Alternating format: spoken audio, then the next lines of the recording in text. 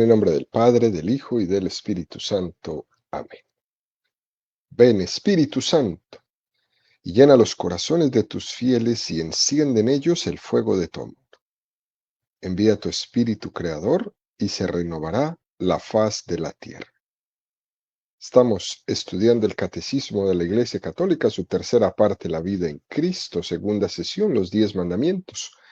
Capítulo primero, amarás al Señor tu Dios con todo tu corazón, con toda tu alma y con todas tus fuerzas. Artículo primero, el primer mandamiento. Continuamos subiendo el monte Sinaí de la mano de Moisés para recibir los 10 mandamientos. Son 2.285 metros que mide el monte Sinaí. El Catecismo nos invita a subirlo de la mano de 505 números que dedica al estudio de estos 10 mandamientos. Es decir, subiremos 4 metros del monte Sinaí por cada número del catecismo que estudiemos. El día de hoy estamos en el metro número 260. Estamos en el tercer apartado de este artículo, donde el catecismo dedica 19 números al estudio del tema que tiene como título No habrá para ti otros dioses delante de mí. Y el número 2117 que estudiaremos hoy lo dedica el catecismo a hablarnos sobre la magia y la adivinación, un pecado en contra del primer mandamiento de la ley de Dios. Número 2117 del Catecismo de la Iglesia Católica dice: todas las prácticas de magia o de hechicería mediante las que se pretende domesticar potencias ocultas para ponerlas a su servicio y obtener un poder sobrenatural sobre el prójimo, aunque sea para procurar la salud, son gravemente contrarias a la virtud de la religión. Estas prácticas son más condenables aun cuando van acompañadas de una intención de dañar al otro. Recurran o no a la intervención de los demonios. Llevar amuletos es también reprensible. El espiritismo implica con frecuencia prácticas adivinatorias o mágicas. Por eso la Iglesia advierte a los fieles que se guarden de él. El recurso a las medicinas llamadas tradicionales no legitima ni la invocación de las potencias malignas ni la explotación de la credulidad del prójimo. Es un número precioso, muy, muy profundo, con unos datos que vamos a ir sacando poco a poco. Fijémonos cómo hace referencia a todas las prácticas de magia y de hechicería. No dice unas, dice todas. Ahora bien, vamos a hacer una diferencia con respecto a la magia para poder hacer una correcta distinción. Se entiende por magia el arte de realizar cosas maravillosas por causas ocultas. Y tradicionalmente se distinguen entre magia blanca y magia negra. Cuando hablamos de magia blanca, no es otra cosa que lo que nosotros llamamos arte, ¿no?, o el famoso ilusionismo. Esto es muy común y esto obedece muchas veces a causas puramente naturales, ¿no? Es la habilidad que tiene el mago en los juegos o la agilidad que tiene el mago para hacer trucos, ¿no? Y esta magia blanca, que la encontramos en los magos que le hacen magia a los niños, esto que se llama magia blanca, no tiene nada en contra de la moral cristiana. Es muy importante tener esto para que no vayamos a condenar a los artistas que hacen magia blanca, ¿ok? Es un arte. ¿Eh? Muy importante entenderlo desde acá. el arte del ilusionismo. Ahora bien, por magia negra se entiende otra cosa. La Iglesia lo dice en el Catecismo así: gravemente ilícito y pecaminoso, porque se trata de realizar obras o cosas maravillosas por invocación o intervenciones ocultas, bien sea de Satanás o de sus demonios. Fíjese la gran diferencia que hay cuando hablamos de magia blanca y magia negra. Y aquí el catecismo matiza muy hila muy fino, ¿no? Diciéndonos que con la magia negra se pretende domesticar potencias ocultas para ponerlas a su servicio y obtener un poder sobrenatural sobre el prójimo. Y aquí es donde tenemos que poner mucho cuidado. Porque aunque nosotros no caigamos en estas magias negras, debemos estar muy atentos a esa tendencia que podemos tener de una falsa religiosidad en el sentido de intentar controlar lo sobrenatural para ponerlo a nuestro servicio. Hay una falsa religiosidad que concibe como una serie de ritos culturales para intentar poner lo sobrenatural a nuestro servicio.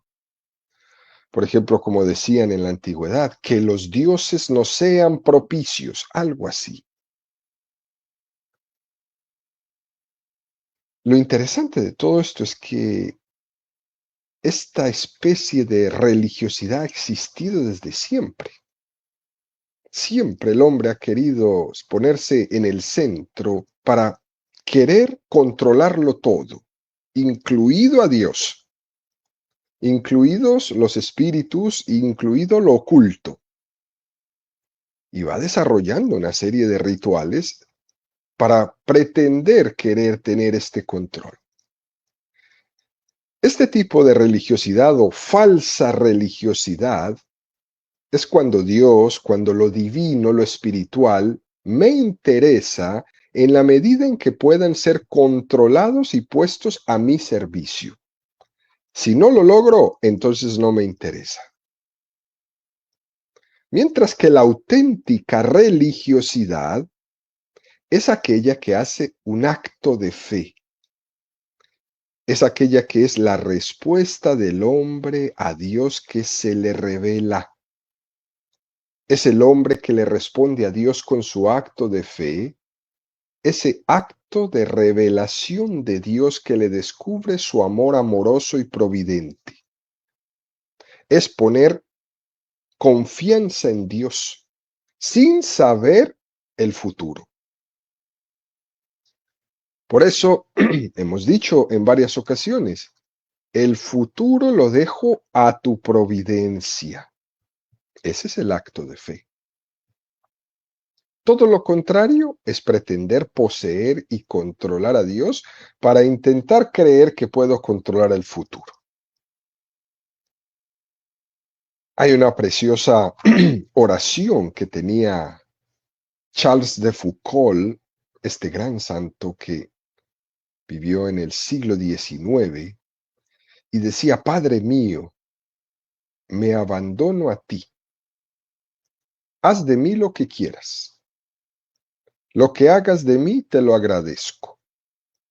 Estoy dispuesto a todo, lo acepto todo, con tal que tu voluntad se haga en mí y en todas tus criaturas. No deseo nada más, Dios mío. Pongo mi vida en tus manos. Te la doy, Dios mío, con todo el amor de mi corazón, porque te amo. Y porque para mí amarte es darme, para mí amarte es entregarme en tus manos sin medida, con infinita confianza, porque sé que tú eres mi Padre. Esa es la verdadera religiosidad. Todo lo demás es una falsa religiosidad. Mateo 10:28. No temáis a quien puede matar el cuerpo, temed más bien sobre el que tiene poder sobre el cuerpo y alma. Y a propósito de esto, queridos amigos, el Papa Benedicto XVI, en uno de los ángelus del domingo, hacía un comentario muy hermoso en este tema. Y decía el Papa: quien teme a Dios no tiene miedo, no tiene miedo al futuro. Quien no teme a Dios está lleno de miedos. Quien teme a Dios está tranquilo, incluso en medio de los temporales, porque Dios, como Jesús lo ha revelado, es Padre y es lleno de misericordia y de bondad. El que lo ama no tiene miedo. Por eso el creyente no se atemoriza ante nada, porque sabe que está en manos de Dios. Sabe que el mal y lo irracional no tienen la última palabra. El miedo es una dimensión natural de la vida. Desde pequeños hemos sentido formas de miedo que más tarde se van desapareciendo y vienen otro tipo de miedos diferentes. Pero también hay otra forma de miedo que ya no es tan inocente, que es más profunda, que es más existencial y que roza en la angustia, que nace de la sensación de una vida vacía. Y frente a este panorama de miedos graves, la palabra de Dios es clara. Quien teme a Dios no tiene miedo. Y continúa el Papa hablando un poco sobre este temor de Dios como uno de los 7 dones del Espíritu Santo que nos habla la Sagrada Escritura, donde ella misma nos dice que el temor de Dios es el principio de la verdadera sabiduría, que el temor de Dios es el sagrado respeto por la soberanía de Dios sobre la vida y sobre el mundo, que el temor de Dios es la reverencia del hombre ante esta soberanía de Dios. Es una catequesis preciosísima esta del Papa Benedicto XVI, y sobre todo porque él hace de una manera muy práctica en este contexto que estamos hablando de la hechicería, de la magia, en este primer mandamiento de la ley de Dios. Que no te quepa ninguna duda que la hechicería y la magia y las adivinaciones nacen del miedo. Que las personas que van buscando todo este tipo de refugios, hechicerías, magias, adivinaciones, son personas llenas de miedo. Los que recurren a todo este tipo de prácticas es porque necesitan controlar y necesitan buscar falsas seguridades. Pero los que tenemos plena confianza en Dios, que es lo mismo que tener el santo temor de Dios, no tenemos miedo. Incluso podríamos decir, realmente no tenemos miedo a nada. Posiblemente tengamos respeto a muchas cosas, pero no miedo.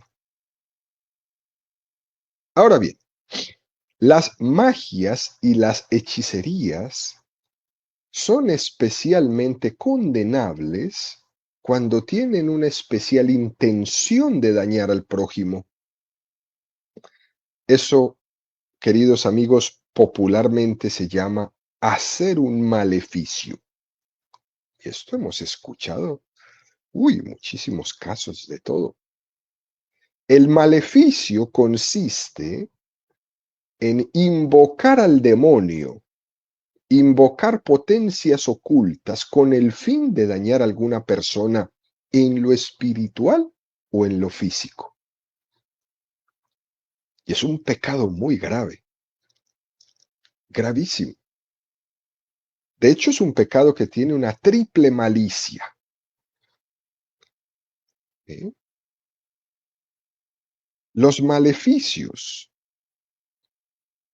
son en contra de la religión por invocar al demonio. Los maleficios son en contra de la caridad por dañar al prójimo. Los maleficios son en contra de la justicia por no dar a cada quien lo que le corresponde. Una triple malicia en el maleficio. Qué cosa tan delicada y qué pecado tan grave. Qué pena que hayan personas en este mundo que se dediquen a esto y que se sientan bien haciendo maleficios a otras personas.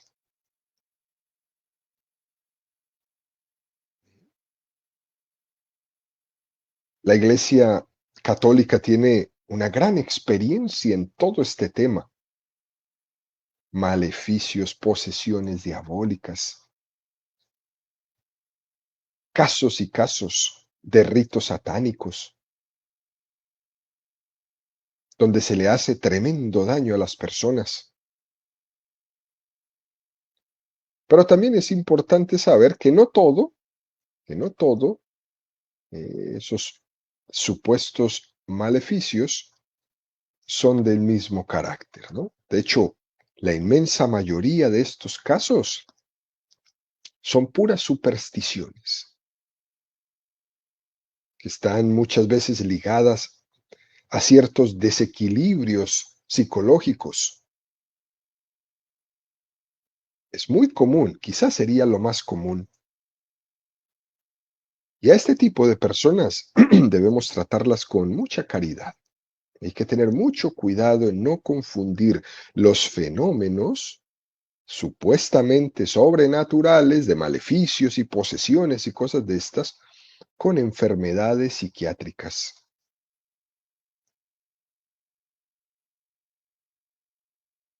Luego dice el catecismo, también es mal llevar amuletos. Eso es reprensible. Eso es un tema importante. Los exorcistas de la Iglesia Católica dicen que los amuletos pueden estar ligados a casos de posesiones diabólicas o influjos maléficos.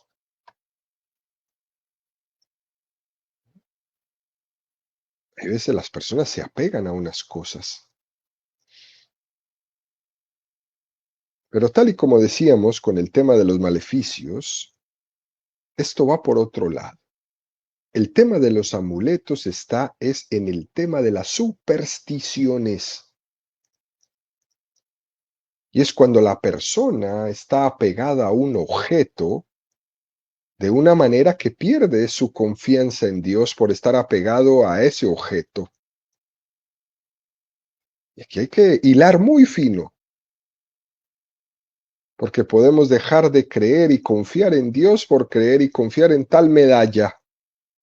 Alguno puede pensar que esto ocurre demasiado en la religión católica, en la devoción que uno puede tener hacia objetos religiosos. Puede ocurrir, y de hecho ocurre mucho, que perdemos la confianza en Dios por estar apegados a algún tipo de medalla, de rosario, de santito, de... Cuidado con esto. Que no se conviertan las cosas en unos amuletos que nos quitan la confianza en Dios para poner toda nuestra confianza en ellos.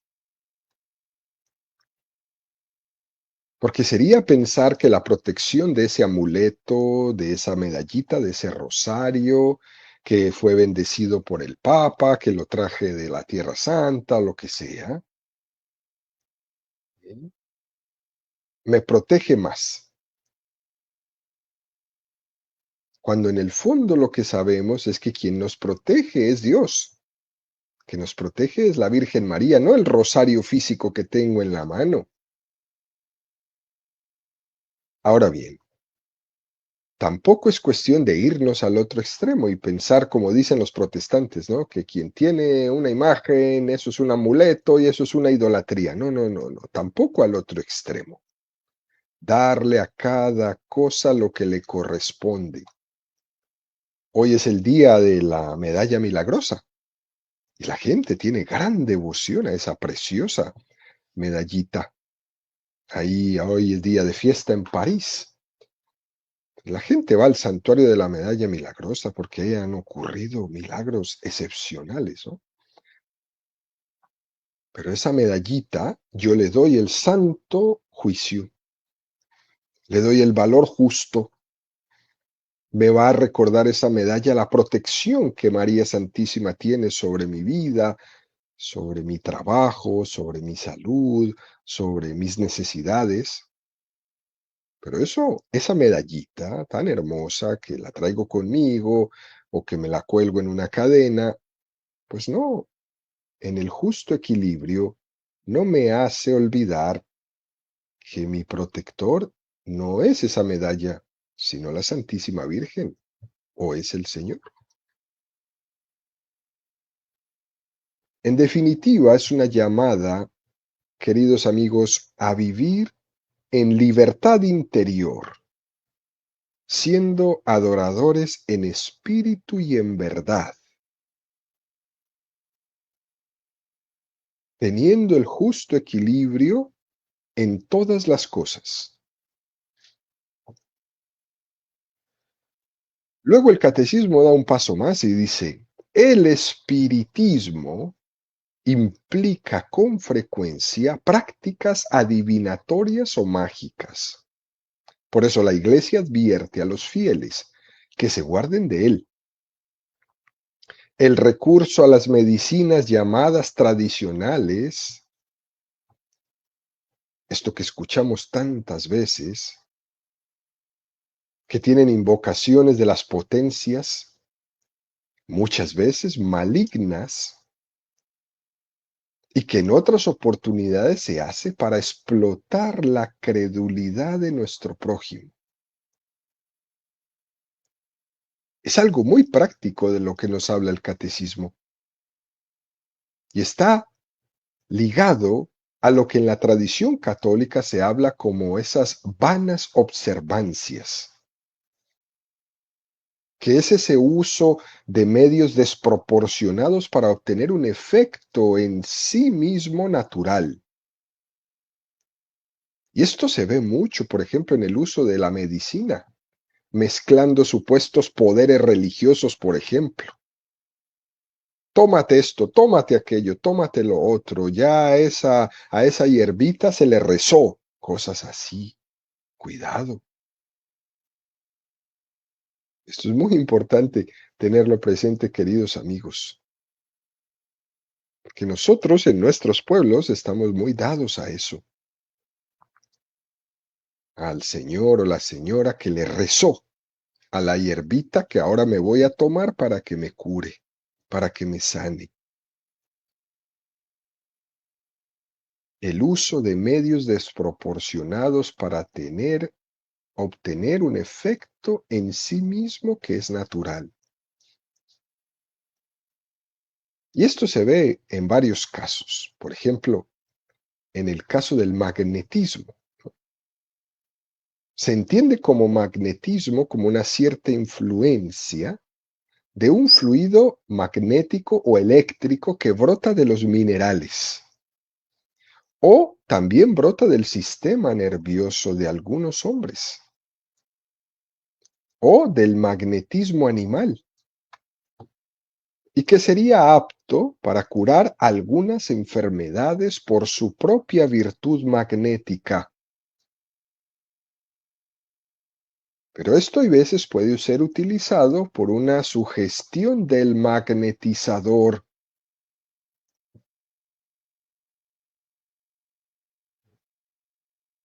Y en esto la Iglesia ni siquiera entra a hablar de la parte científica, pero es algo que existe y que puede ser manipulado y que de hecho es manipulado muchas veces. Lo que sí dice la Iglesia, queridos amigos, es que a la hora de ejercerse este tipo de tratamientos, están hechas muchas veces por personas desaprensivas e irresponsables que confunden y que mezclan las cosas, invocando espíritus, haciendo oraciones sobre y acreditando cualquier tipo de buen resultado, por ejemplo, en el caso de la salud, a eso que se hizo, a esa invocación que se hizo. Ahí es donde tenemos que poner mucho cuidado. En otras palabras, ¿no? Que las medicinas naturales y tradicionales, que tienen que reducirse exclusivamente a su propio campo, no deben de ser mezcladas con ningún otro tipo de fuerzas ocultas. Yo no le estoy diciendo que no se tome la hierbita, pero no puede ir a tomarse la hierbita rezada o la hierbita que le hicieron el rezo de tal para invocar la sanación de... Eso es pura superstición. Vuelvo y le digo, y puede ser que después de que se la tome se cure, pero no le vaya a acreditar esa curación a eso. Y se hacen súper famosos algunas personas con esto. Otro, el hipnotismo. El hipnotismo es el arte de producir en otras personas un estado de letargo. El hipnotismo puede ser utilizado para muchas cosas, incluso por los propios médicos. Se produce como una especie de anestesia para poder practicar, por ejemplo, una operación quirúrgica. También en el área de la psicología se puede usar el hipnotismo, pero en la mayoría de los casos, estas sesiones de hipnotismo están hechas por charlatanes, por impostores y por personas que excitan es la curiosidad de los demás para sacarles dinero y los meten en sesiones de hipnotismo para sacar información, para saber cosas de ellos. Y la iglesia lo que nos invita es a discernir sobre eso. El hipnotismo tiene muchos peligros, tiene riesgos psíquicos y morales. De hecho, el hipnotismo es gravemente ilícito cuando no hay causas muy fuertes que lo justifiquen. Por ejemplo, cuando lo hacen por mera curiosidad. Por mera curiosidad. Por eso es muy enfático el catecismo en este número. El recurso a las medicinas llamadas tradicionales no legitima ni la invocación de las potencias malignas, ni la explotación de la credulidad del prójimo. Así que una invitación en este día es a abrir los ojos ante todo este tipo de explotación de la credulidad del prójimo, porque también es un acto de caridad nuestra evitar que otra persona caiga en este mundo donde solamente lo explotan cuando son utilizadas algunas fuerzas de la naturaleza y son mezcladas con algo de espiritismo y cosas así, para que las personas crean que los que frecuentan esto tienen poderes especiales para curarlos, o para manejar sus vidas, o para dirigir sus vidas, o para saber sus pasados, o para conocer su futuro. En el fondo caemos en un mundo de explotación de la credulidad del prójimo. Y la gente, en su sencillez, son demasiado proclives para ser manipuladas. Y los manipuladores son demasiado astutos para saber cómo embaucar a nuestra gente. Personas sencillas a las que se les explota. mientras que los embusteros hacen grandes fortunas con ellos. Y el catecismo en este número 2117 quiere abrirnos los ojos ante esto, para que nuestra confianza esté puesta en quien tiene que estar puesta, porque en Dios nunca tendremos miedo.